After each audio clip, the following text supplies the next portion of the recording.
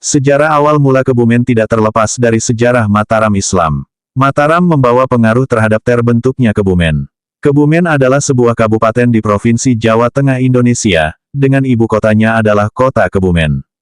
Kabupaten ini berbatasan dengan Kabupaten Banjarnegara, di utara Kabupaten Wonosobo, dan Kabupaten Purworejo di timur, Samudra Hindia di selatan, serta Kabupaten Cilacap dan Kabupaten Banyumas. Berdasarkan penelusuran penelitian, penetapan hari jadi Kebumen ditetapkan pada tanggal 21 Agustus tahun 1629, didasarkan pada peristiwa bersejarah, yang dapat dijadikan keteladanan. Maka, peristiwa di mana Kiai Bodronolo membantu penyediaan dan perbekalan pasukan Sultan Agung dalam menyerang Batavia, merupakan suatu peristiwa penting, yang bisa dijadikan sebagai tauladan. Selain diyakini oleh masyarakat Kebumen sendiri, cerita mengenai peran Ki Maduseno, Nyi Pembayun keluarga Ki Bodronolo, termasuk Ki Bodronolo, dalam membantu Sultan Agung menyerang VOC Belanda di Batavia juga diyakini kebenarannya oleh masyarakat Tapos, Depok, Jawa Barat dalam babat Tuk Kalisunter, dan cerita tuturnya. Dalam konteks kebangsaan saat ini, apa yang dilakukan oleh Ki Bodronolo dalam membantu Sultan Agung memerangi VOC Belanda merupakan perwujudan bentuk nasionalisme. Berdasarkan penelusuran dan penelitian sejarah, dokumen dan studi komparasi dengan pendekatan yuridis normatif, maka hari jadi Kabupaten Kebumen ditetapkan pada tanggal 21 Agustus tahun 1629, berkaitan dengan peran Ki Bodronolo membantu Sultan Agung, dalam melakukan penyerangan terhadap Belanda di Batavia. Berdasarkan pertimbangan tersebut, perlu menetapkan peraturan daerah, mengenai hari jadi Kabupaten Kebumen, yang ditetapkan dalam Perda Nomor 3, Tahun 2018, sejarah awal mula Kebumen tidak terlepas dari sejarah Mataram Islam.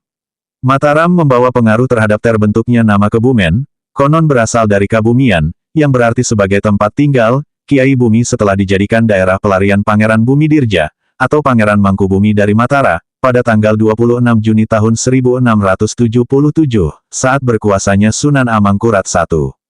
Sebelumnya, daerah ini sempat tercatat dalam peta sejarah nasional, sebagai salah satu tonggak patriotik dalam penyerbuan prajurit Mataram, pada zaman Sultan Agung, ke benteng pertahanan Belanda di Batavia. Saat itu Kebumen masih bernama Panjer. Salah seorang cicit Pangeran Senopati, yaitu Bagus Bodronolo, yang dilahirkan di desa Karanglo, Panjer, atas permintaan Ki Suwarno, utusan Mataram yang bertugas sebagai petugas pengadaan logistik, berhasil mengumpulkan bahan pangan dari rakyat di daerah ini, dengan jalan membeli. Keberhasilan membuat lumbung padi yang besar, artinya bagi prajurit Mataram. Sebagai penghargaan Sultan Agung, Ki Suwarno kemudian diangkat menjadi Bupati Panjer, sedangkan Bagus Bodronolo ikut dikirim ke Batavia, sebagai prajurit pengawal pangan. Adapun selain daripada tokoh di atas, ada seorang tokoh legendaris pula dengan nama Joko Sangrip. Ia adalah putra Pangeran Puger Pakubuwono, dari Mataram, di mana ibu Joko Sangrip masih adik ipar dari Demang Honggowudo di Kutawinangun. Setelah dewasa ia memiliki nama Tumenggung Honggowongso, ia bersama Pangeran Wijil dan Tumenggung Yosodipuro I, berhasil memindahkan Keraton Kartosuro ke kota Surakarta sekarang ini. Pada kesempatan lain, ia juga berhasil memadamkan pemberontakan yang ada di daerah Banyumas, karena jasanya kemudian oleh Keraton Surakarta ia diangkat dengan gelar Tumenggung Arung Binang I, sesuai nama wasiat pemberian ayahandanya. Dalam babat Kebumen, Keluaran Patih Yogyakarta, banyak nama di daerah Kebumen adalah berkat usulannya. Di dalam babat Mataram, disebutkan pula, Tumenggung Arung Binang I berperan dalam Perang Mataram, Perang Kendang, Perang Pangeran Mangkubumi, saat itu ia bertugas sebagai Panglima Prajurit dalam di Karaton Surakarta.